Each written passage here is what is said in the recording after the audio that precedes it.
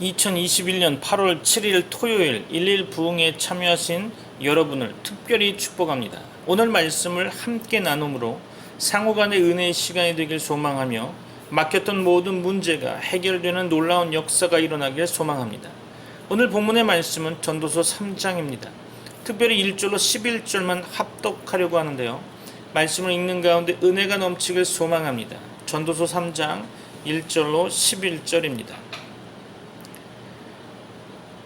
범사에 기한이 있고 천하만사가 다 때가 있나니 날 때가 있고 죽을 때가 있으며 심을 때가 있고 심은 것을 뽑을 때가 있으며 죽일 때가 있고 치료할 때가 있으며 헐 때가 있고 세울 때가 있으며 울 때가 있고 웃을 때가 있으며 슬퍼할 때가 있고 춤출 때가 있으며 돌을 던져 버릴 때가 있고 돌을 거둘 때가 있으며 안을 때가 있고 안는 일을 멀리할 때가 있으며 찾을 때가 있고 잃을 때가 있으며 지킬 때가 있고 버릴 때가 있으며 찢을 때가 있고 꿰맬 때가 있으며 잠잠할 때가 있고 말할 때가 있으며 사랑할 때가 있고 미워할 때가 있으며 전쟁할 때가 있고 평화할 때가 있느니라.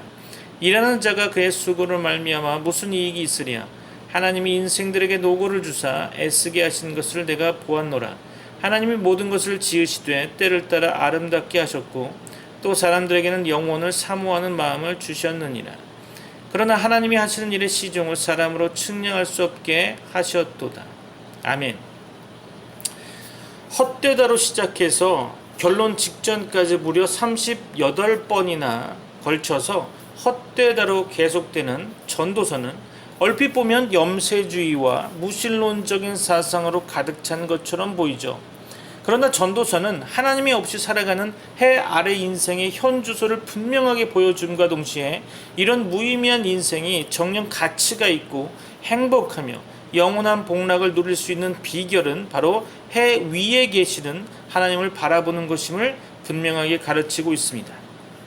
그것은 바로 저자가 결론부에서 사람의 본분이라 단언하며 선포한 것처럼 하나님을 경외하고 그의 명령을 지키는 것이 중요하다는 거겠죠. 이렇게 본다면 전도서는 해 아래 살면서 아무 희망 없는 절망적 인생이 가치 있는 복된 삶을 사는 비결을 제시한 영혼의 안내서라 하겠습니다. 본서를 솔로몬이 쓴 것으로 보고 있는데요. 저는 전도서의 기록 시기를 솔로몬 통치 말년으로 봅니다. 이 시기는 솔로몬이 온갖 부귀영화를 다 누리고 젊은 날 우상 숭배와 육신의 향락 등으로 하나님 앞에 범죄하다가 인생의 말년에 노년에 이르러 자신의 뼈아픈 인생 체험을 돌아보며 인생의 허무함을 느끼고 하나님 앞에서 철저히 회개하던 그런 시기가 아닌가 생각이 듭니다. 이런 배경에서 본다면 하나님을 경외하는 것이 사람의 본분이라는 전도서의 결론은 솔로몬의 통치 말년과 정황적으로 상황적으로 잘 어울린다 할 수 있겠죠. 전도서를 살짝 살펴보면 인생은 허무하다. 1장에 그렇게 나와 있죠. 인생이 자신의 지혜로 추구하는 일들은 결국 괴로움만 더해준다. 세상에서 얻은 재물은 허탄하다. 사람이나 짐승이나 죽음 앞에서는 다를 바 없다. 해 아래서 하는 수고는 눈물과 고통만 가져다 줄 뿐이다. 인간의 욕심은 끝이 없다. 인생이 아무리 많은 재물을 얻어도 그것을 다 누리지 못한다. 라는 등 본 전도서는 마치 허무주의와 운명론에 사로잡혀 있는 무신론자의 독백과 같은 느낌을 받게 되죠. 그러나 가만히 살펴보면 저자는 여기서 멈추지 않죠. 하나님을 떠나 왜 해 아래에서 살아가는 인생의 현주소가 바로 이와 같음을 저자는 분명하게 지적하고 있는 거죠. 이와 동시에 이런 허망하고 무가치한 인생을 가치 있는 또는 가치 있고 복된 인생으로 바꾸는 비결은 바로 하나님을 경외하고 그분의 명령을 지키는 것임을 분명하게 지적하고 있음을 보게 됩니다. 그것도 저자의 일평생 체험을 바탕으로 말이죠. 더욱이 저자는 독자들을 향해 인생의 노년이 아닌 청년 시절에 뜨겁고 불같은 열정이 가득한 젊은 날에 창조주를 기억할 것을 권면하고 있죠. 전도서 12장 1절이죠. 본 전도서를 통해 들려주는 하나님의 거룩한 뜻이 바로 여기에 있는 것이 아닐까 저는 생각해 봅니다. 전도서는 성경에서 가장 흥미로우면서도 가장 난해한 책에 속한다고 생각이 듭니다. 지은이는 다윗의 아들, 예루살렘의 왕이라고 되어 있죠. 그렇다면 전도서의 지은이는 바로 이스라엘의 지혜롭고 부유한 왕, 그리고 잠언의 지은이라고도 알려진 솔로몬이라고 생각할 수 있겠죠. 잠언과 전도서는 둘 다 지혜서로 간주되지만 전도서는 지혜와 무관해 보입니다. 그렇죠? 2장에는 이런 한탄의 구절이 있죠. 우매자가 당한 것을 나도 당하리니 내게 지혜가 있었다 한들 내게 무슨 유익이 있으리요. 황당하죠? 지은이는 비관적이고 냉소적이면서 어떤 일에서도 즐거움을 찾지 못하고 있는 듯합니다. 지혜도 재산도 세속적 쾌락도 힘든 일도 만족을 주지 못한다고 하는 거죠. 이 책에서 몇 번이나 거듭 나오는 구절은 바로 헛되고 헛되니 모든 것이 헛되도다 라는 거죠. 이를 현대식으로 번역하면 쓸모없다, 무의미하다는 게 되어버리죠. 사람들이 귀중히 여기는 모든 것을 이 책은 바람을 잡는 것에 불과하다고 비난하고 있죠. 이렇게 냉소적인 느낌의 책이 어떻게 성경에 포함되었을까요? 그 한 가지 이유는 아마도 지혜로운 왕 솔로몬이 썼다고 알려졌기 때문이 아닐까 생각이 됩니다. 또 다른 이유는 책의 끝부분에 이런 구절이 있죠. 하나님을 경외하고 그의 명령들을 지킬지어다. 이것이 모든 사람의 본분이니라. 아마 전도서의 저자는 삶이 지루하고 무의미하다고 한참 토덜댄 뒤에 결국 성경의 기본 정신으로 돌아가는 거죠. 하나님께 복종하고 하나님을 믿어라. 이런 거죠. 사람들이 중요하게 여기는 것에 집착하지 말라는 의미일 것입니다. 자, 한번 정리 다시 한번 해볼까요? 전도서는 우리 인생의 삶이 모두 헛되고 헛되다는 전도자의 탄식과 불평으로 시작한다고 그랬죠? 전도서 1장 2절로 3절 한번 볼까요? 헛되고 헛되며 헛되고 헛되니 모든 것이 헛되도다. 해 아래에서 수고하는 모든 수고가 사람에게 무엇이 유익한가? 오늘 본문에서 3장 9절로 10절 말씀에 보면 일하는 자가 그의 수고로 말미암아 무슨 이익이 있으랴? 하나님이 인생들에게 노고를 주사 애쓰게 하신 것을 내가 보았노라. 그렇죠? 전도서 저자는 해 아래에서 행하는 인생의 모든 수고는 무진 애만 쓸 뿐 모두 다 덧없고 헛된 것이라고 말하고 있는 거죠. 그 모든 수고가 인생에는 하나도 유익하지 않다는 거죠. 그리고 그 헛됨의 절망이 너무 크기 때문에 심지어 전도자는 살아있는 산자들보다 죽은 자들이 더 복되며 또 차라리 아직 태어나지 않은 자들이 더욱 복되다고 불평하고 있습니다. 전도서 4장 2절로 3절 볼까요? 그러므로 나는 아직 살아있는 산자들보다 죽은 지 오랜 죽은 자들을 더 복되다 하였으며 이 둘보다도 아직 출생하지 아니하여 해 아래에서 행하는 악한 일을 보지 못한 자가 더 복되다 하였노라. 그렇죠. 전도서에는 헛되다, 히브리 원어로 헤벨이라는 단어가 무려 38번이나 나타나고 있죠. 또한 해 아래라는 어귀는 모두 29번이 기록되어 있는 것을 보게 되었습니다. 연구하다 보니까 알게 된 거죠. 여기서 헛되다라는 단어의 원어 헤벨은 추운 겨울날 숨을 내쉬는 것 같이 짧고 헛된 또는 텅 빈 또는 어처구니 없음이라는 뜻입니다. 여기서 잠깐 창세기 4장에 기록된 아벨의 이름이 바로 원어에서는 헤벨이란 단어를 쓰고 있더라고요. 그 이름의 뜻처럼 아벨의 제사는 자신을 모두 비워드린 온전한 예배였던 거죠. 긍정적으로 본다면 그렇다는 거죠. 그러나 그의 인생에 있어서는 허무했죠. 그렇게 인생의 헛됨을 탄식하면서 전도자는 오늘 본문에서 범사에 기한이 있고 천하만사가 다 때가 있다고 진술하고 있습니다. 3장 1절로 8절 말씀 가운데 주요 몇 구절만 제가 잠깐 본다면 날 때가 있고 죽을 때가 있으며, 그렇죠? 울 때가 있고 웃을 때가 있으며 전쟁할 때가 있고 평화할 때가 있느니라. 그렇죠. 전도서 3장 2절로 8절에는 모두 14쌍의 때에 관한 기록이 있습니다. 범사에 기한이 있고 천하만사가 다 때가 있나니 하나님이 모든 것을 지으시되 때를 따라 아름답게 하셨고 내가 내 마음속으로 이르기를 외인과 악인을 하나님이 심판하시리니 이는 모든 소망하는 일과 모든 행사에 때가 있음이라 하였으며 그러나 이 때는 모두 하나님께서 원하시는 때에 하나님이 정하시는 것이죠. 그러나 하나님이 하시는 일의 시종을 처음과 나중을 사람으로 측량할 수 없게 하셨도다. 하나님께서 행하시는 모든 것은 영원히 있을 것이라 그 위에 더 할 수도 없고 그것에서 덜 할 수도 없나니 하나님께서 행하시는 일을 보라. 하나님께서 굽게 하신 것을 누가 능히 곧게 하겠느냐. 하나님이 왜 이렇게 때를 정하시는지 그 이유를 사람은 도무지 알 수가 없겠죠. 왜냐하면 우리는 하나님의 친척이 아니니까요. 유한한 우리 인생은 다만 그 때를 받아들여야 할 뿐 그 시기를 조금도 앞으로 당기거나 늦출 수 없습니다. 인생은 아무리 애쓰고 열심히 일을 해도 그 일의 보람을 누리지 못할 때가 많죠. 때로는 그 수고의 대가를 엉뚱하게 다른 사람이 모두 차지해버리고 납니다. 전도서 2장 21절로 23절 말씀 볼까요? 어떤 사람은 그 지혜와 지식과 재주를 다하여 수고하였어도 그가 얻은 것을 수고하지 아니한 자에게 그의 몫으로 넘겨주리니 이것도 헛된 것이며 큰 악이로다. 사람이 해 아래에서 행하는 모든 수고와 마음에 애쓰는 것이 무슨 소득이 있으랴. 일평생에 근심하며 수고하는 것이 슬픔뿐이라. 그의 마음이 밤에도 쉬지 못하나니 이것도 헛되도다. 이렇게 불평하며 탄식하면서 전도자는 하나님은 과연 의로우신가? 라는 의문을 제기하고 있죠.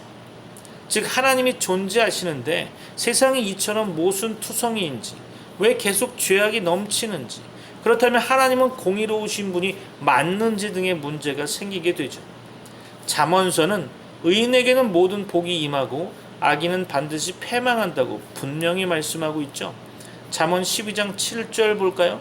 악인은 엎드러져서 소멸되려니와 의인의 집은 서 있으리라. 잠언 10장 24절 볼까요?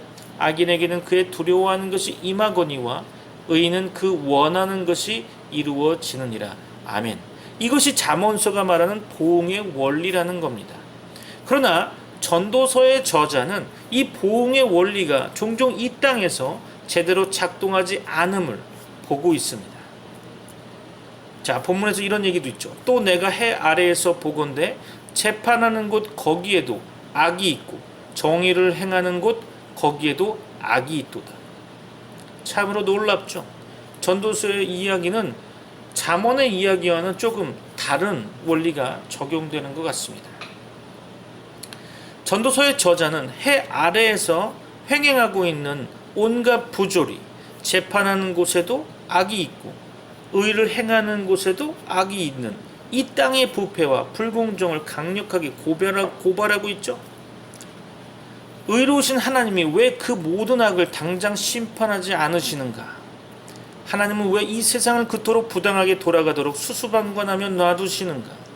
그렇게 우리의 상식과는 전혀 다르게 도무지 이해할 수 없게 돌아가는 세상 만세의 온갖 부조리를 보면서 전도자는 그러므로 이 땅의 삶은 결국 모두 헛된 것이라고 선언하게 됩니다. 그것은 실로 매우 어처구니 없는 일이라고 탄식하는 거죠. 그리고 거칠게 하나님께 항변하고 있습니다. 전도서 7장 15절, 8장 14절, 9장 2절, 9장 11절 한 4군데 정도 하나님께 항변하는 내용이 나오고 있죠. 그 중에 우리 한 가지 전도서 9장 11절 말씀 한번 볼까요? 내가 다시 해 아래에서 보니 빠른 경주자들이라고 선착하는 것이 아니며 용사들이라고 전쟁에 승리하는 것이 아니며 지혜자들이라고 음식물을 얻는 것도 아니며 명철자들이라고 재물을 얻는 것도 아니며 지식인들이라고 은총을 입는 것이 아니니 이는 시기와 기회는 그들 모두에게 임함이니라. 잠언은 기본적으로 보응의 원리를 가르치고 있죠. 그러나 욥기와 전도서는 바로 하나님은 공의로우신가? 라는 질문을 전면적으로 제기하고 있습니다. 잠언은 이 부분에 있어서 하나님은 과연 공의로우신가라는 문제를 가볍게 터치하고 있죠. 잠언 15장 16절이죠. 가산이 적어도 여호와를 경외하는 것이 크게 부하고 번뇌하는 것보다 나으니라. 어떻게 악인이 형통하고 의인이 패망할 수 있습니까? 어떻게 재판하는 곳에 악이 있을 수 있습니까?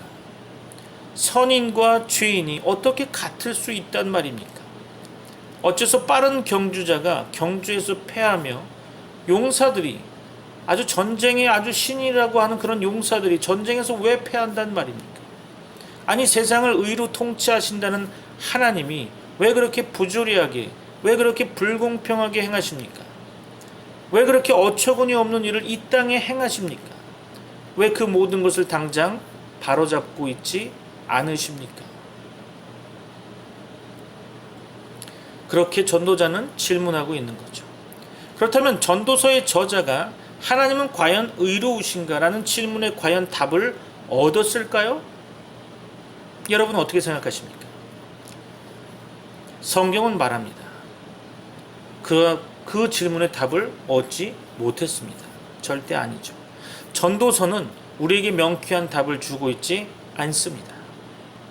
다만 전도자는 하나님께서 굽게 하신 것을 누가 능히 곧게 하겠느냐 하고 외치면서 우리에게 하나님의 크신 경륜, 그 크신 섭리를 그냥 받아들이라고 권면하고 있죠.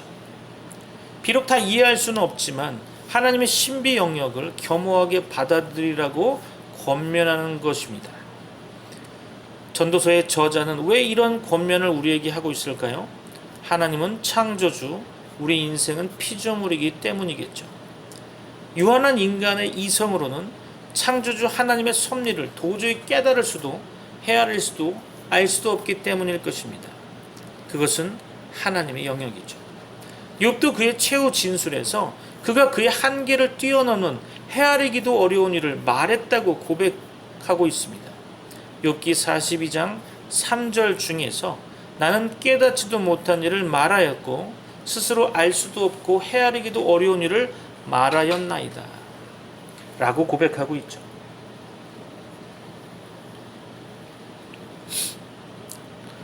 전도서의 저자가 권면한 것처럼 인간 삶의 기본 태도는 하나님의 섭리, 그 신비의 영역을 인정하고 인생의 헛됨, 그 한계를 겸허히 받아들이는 것입니다. 그 헛됨의 근본 원인은 무엇일까요? 그것은 바로 인간의 죽음입니다. 전도서 3장 20절에 다 흙으로 말미암았으므로 다 흙으로 돌아가나니 사람은 죽으면 영혼이 이 땅으로 다시 돌아오지 못합니다. 가끔 어떤 사람들은 이런 얘기도 하죠. 사람이 죽어서 귀신 되고 온다고. 말도 안 되는 얘기라는 거죠. 전도서 1장 1절로 7절 말씀에서 언급한 바와 같이 해와 바람, 강물, 땅 모든 자연 만물은 돌고 돌아서 모두 다 제자리로 돌아가건만 인간은 한 세대가 가고 나면 새로운 또 한 세대가 올 뿐 그의 뒤에 일어날 일이 무엇인지를 보게 하려고 그를 도로 데리고 올 자가 누구랴? 다시는 이 땅으로 돌아오지 못한다는 이야기죠. 다 흙으로 말미암았으므로 다 흙으로 돌아가나니 다 한 곳으로 가거니와 인생들의 혼은 위로 올라가고 짐승의 혼은 아래 곧 땅으로 내려가는 줄을 누가 알랴. 그렇죠. 이것이 전도서가 이야기하는 거죠. 죽음과 동시에 인간의 육체는 땅으로 돌아가고 영혼은 그를 지으신 창조주 하나님께로 돌아가 하나님의 심판대 앞에 서야 한다는 거죠. 전도서 3장 19절에서 인생이 당하는 일을 짐승도 당하나니 그들이 당하는 일이 일반이라 마찬가지다 똑같다 이런 뜻이죠. 전도자는 인간의 죽음은 결국 짐승과 매 한 가지라고 탄식하고 있죠. 결국 짐승과 다름이 없는 인생, 인간은 그 존재의 한계를 슬퍼하며 쓸쓸히 죽음으로 그 생을 마감하게 된다는 거죠. 하나님은 왜 이렇게 인생을 헛되게 하실까요? 왜 그렇게 신비하게 이 우주를 경영하실까요? 인생의 헛됨, 그 죽음이 끝이 아니기 때문일 것입니다. 전도서 3장 21절에 인생들의 혼은 위로 올라간다고 이야기하고 있고요. 전도서 3장 17절에서 의인과 악인을 하나님이 심판하신다고 이야기했고 전도서 12장 14절에서는 하나님은 모든 행위와 모든 은밀한 일을 선악간에 심판하신다고 말씀하고 있습니다. 하나님은 왜 그렇게 인생을 헛되게 하실까요? 우리로 하여금 인생의 죽음 끝에는 하나님의 심판이 있음을 기억하고 이 헛된 세상 속에서 오로지 하나님을 경외하며 살게 하기 위함이 아닐까요? 이와 같이 해 아래에는 새 것이 없습니다. 전도서 1장 9절로 10절 말씀에 이야기되어 있죠. 해 아래에서 하는 인생의 수고는 모두 헛된 것입니다. 이것이 전도자가 이야기하는 거죠. 그러나 전도자는 우리에게 허무주의에 빠져서 자포자기하거나 제멋대로 방탕하게 살지는 말라고 경고하고 있는 거죠. 오히려 하나님께서 각기 우리에게 허락하신 몫이 있다는 거예요. 그것이 분복이라고 하는데 그 분복을 누리며 감사하게 살라고 권면하고 있죠. 그것이 이 헛된 세상 가운데 우리에게 베푸시는 하나님의 긍휼이요 은혜이기 때문이죠. 그죠? 해 아래 사는 모든 삶의 헛됨, 그러나 그 헛됨 속에도 하나님이 허락하신 한 가지 낙이 있다고 전도자는 말합니다. 그것은 하나님이 각기 우리에게 베푸시는 분복을 누리라는 거죠. 그러므로 전도서의 저자는 전도서 곳곳에서 우리에게 기쁨을 주시는 하나님의 긍휼을 찬양하며 고백하고 있습니다. 놀랍게도 전도서에서 보면 돈이 모든 것의 답이라고 가르치는 부분도 있더라고요. 이 같은 전도서의 현실적인 가르침은 잠언이나 다른 성경 말씀과는 분명히 상반되어 가고 있죠. 상반되는 듯 하죠. 분명히 상반되는 거겠죠.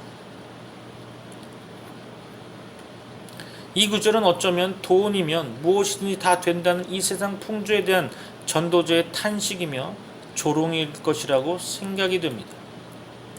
잠언 11장 28절에 자기의 재물을 의지하는 자는 패망하려니와 의인은 푸른 잎사귀 같아서 번성하리라. 디모데전서 6장 10절에서 돈을 사랑함이 일만하게 뿌리가 되나니 이것을 탐내는 자들은 미혹을 받아 믿음에서 떠나 많은 근심으로써 자기를 찔렀도다. 이와 같이 생의 분복, 생의 기쁨과 함께 하나님께서 인생에게 허락하신 더 큰 자비와 긍휼이 있다는 것을 기억하셔야 합니다. 그것은 하나님께서 우리 속에 영원을 심어 놓았다는 거죠. 그러므로 사람은 이 헛된 인생 속에서도 영원을 사모합니다. 사람이 그 영혼을 측량할 수는 없겠죠. 그러나 우리 성도들은 우리 인생이 헛됨으로 끝나지 않고 영혼을 향한다는 그 진리를 품고 소망을 가지게 됩니다. 전도서 3장 11절 볼까요? 하나님이 모든 것을 지으시되 때를 따라 아름답게 하셨고 또 사람들에게는 영혼을 사모하는 마음을 주셨느니라. 그러나 하나님이 하시는 일의 시종을 사람으로 측량할 수 없게 하셨도다. 아멘. 영혼이 무엇일까요? 영혼은 영원한 생명 곧 영생일 것입니다. 죽음으로 헛되이 끝날 인생이 영생의 소망을 가지는 것, 이것이야말로 하나님께서 우리에게 베푸시는 최고의 자비요 긍휼일 것입니다. 전도자라는 말은 설교자라는 뜻을 갖고 있죠. 전도자 솔로몬은 지금 구약 교회 회중을 향하여 설교하면서 이 헛된 세상 가운데 영혼을 선포하고 있는 것입니다. 그리고 그는 그의 설교가 한 목자를 향하고 있다고 고백하고 있죠. 전도서 12장 11절 말씀이죠.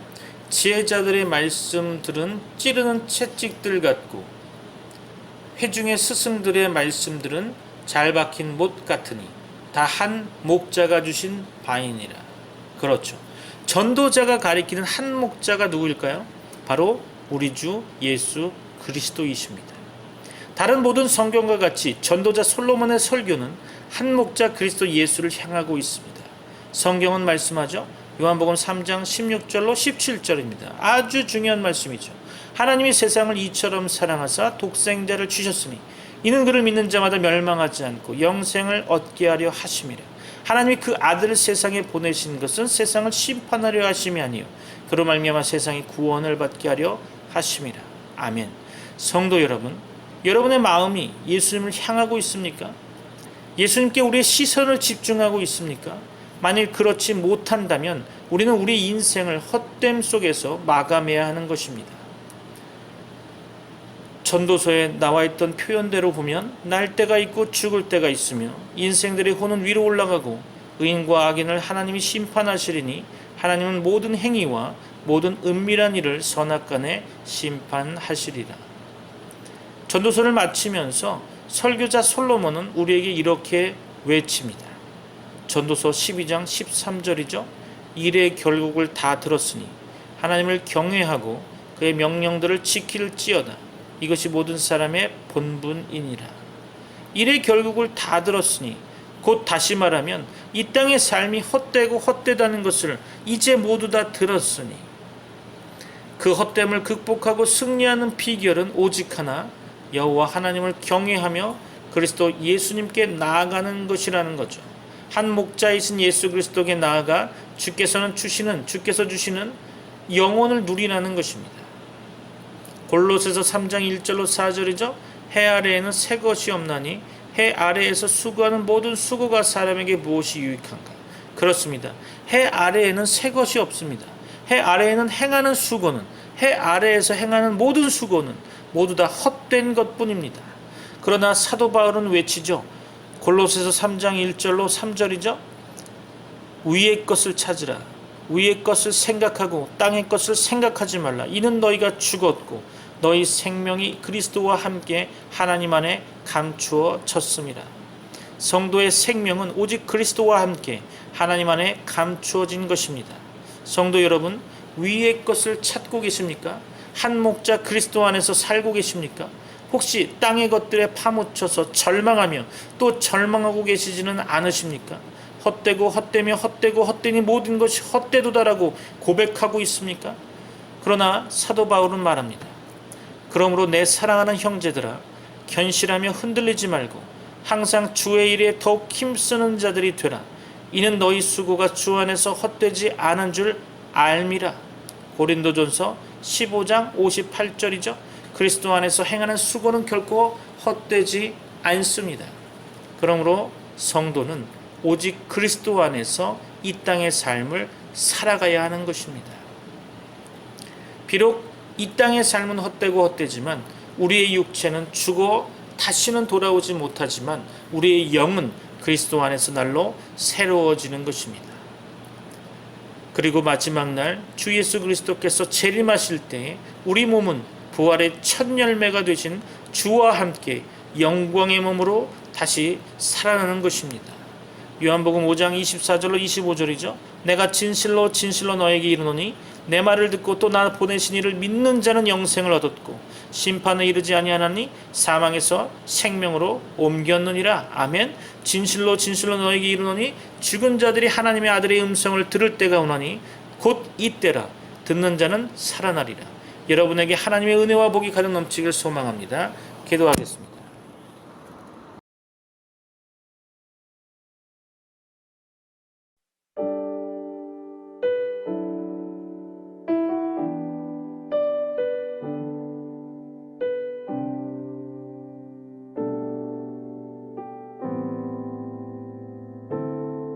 당신은 시간을 뚫고 이 땅 가운데 오셨네.